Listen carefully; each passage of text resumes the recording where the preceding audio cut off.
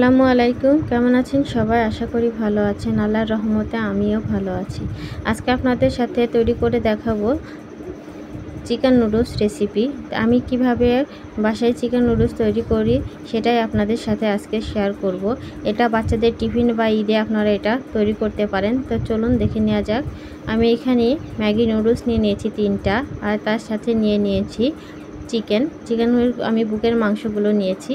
তো চুলায় চলে আসি। চুলায় আমি এখানে গরম পানি বসিয়ে দিব।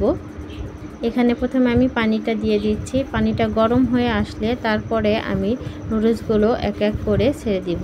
পানিটা গরম হয়ে এসছে, এর মধ্যে আমি নুডলসগুলো দিয়ে দিলাম। নুডলসগুলো এবার আমি এইরকম করে নাড়াচাড়া করে দিচ্ছি। এক পিঠ সিদ্ধ হয়ে গেলে আরেক পিঠ উল্টিয়ে আমি সুন্দরভাবে নুডলসটাকে সিদ্ধ করে নিচ্ছি। নুডলসটা সিদ্ধ করে নেওয়া হয়ে গেছে। এখন আমি একটি চালনির মধ্যে এটা ঢেলে পানি ঝরিয়ে নিয়েছি।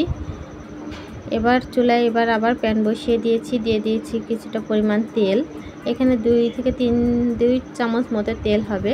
তারপরে দিয়ে দিচ্ছি পেঁয়াজ কুচি আর কাঁচামরিচ কুচি। এটাকে আমি একটু নাড়াচাড়া করে নিলাম, একদম ভেজে নেব না। এর ভিতরে আমি মাংসটাকে রান্না করব। তো প্রথমে আমি মুরগির যে মাংসগুলো নিয়েছিলাম, বুকের মাংসগুলো নিয়েছি। বুকের মাংসগুলো লম্বা চিকন করে কেটে নিয়েছি। দিয়ে পেঁয়াজ, আর এবার আমি বলে দিচ্ছি এখানে আমি এই যে পেঁয়াজ আর রসুন মরিচের সাথে মাংসটা কিছুটা সময় নাড়াচাড়া করে নিয়েছি। তারপরে আদা রসুন বাটা দিয়ে দিলাম।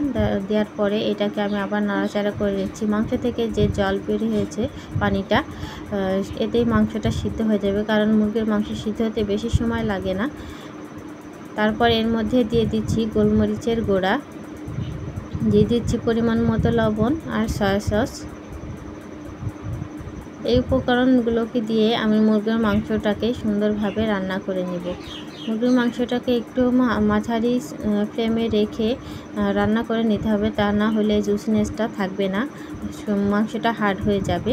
তো আমার মাংসটা প্রায় ঢাকনা দিয়ে ঢেকে দিয়েছিলাম, মাংসটা প্রায় হয়ে এসছে। আর এখানে আমি দিয়ে দিচ্ছি মটরশুঁটিটা আমার ফ্রিজে ফ্রোজেন করা ছিল, সেটা আমি ব্যবহার করেছি। আপনারা এর সাথে অন্য সবজিও ব্যবহার করতে পারেন, আমি অন্য সবজি ব্যবহার করিনি।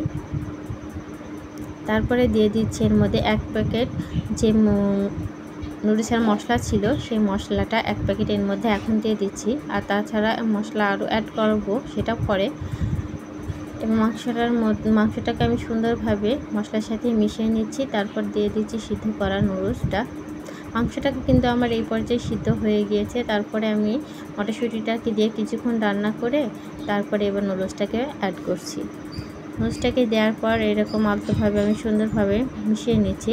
নুডলসটাকে দেখুন এমনভাবে সিদ্ধ করবেন যাতে বেশি সিদ্ধ না হয়ে যায়, এটা যাতে ঝরঝরা থাকে।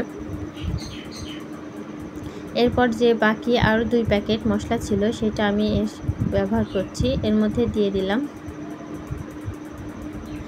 মশলাগুলোকে দেওয়ার পর এর মধ্যে দিয়ে দিচ্ছি 1 চামচ পরিমাণ টমেটো সস আর 1 চামচ পরিমাণ চিলি সস দিয়ে আমি এবার নুডলসগুলোকে সুন্দরভাবে মিশিয়ে নিচ্ছি। সুন্দরভাবে মিশিয়ে কিছুক্ষণ নাড়াচাড়া করে নিয়ে আমি নুডলসটাকে রান্না করে নিচ্ছি। এভাবেই তৈরি হয়ে গেল সহজ উপায়ে চিকেন নুডলসের রেসিপি। আপনারা ঈদে বাচ্চাদের টিফিনে এটা ব্যবহার করতে পারেন, বা বিকেলের নাস্তাতে আপনারা এটা ব্যবহার করতে পারেন, তৈরি করে দেখতে পারেন, খারাপ লাগবে না।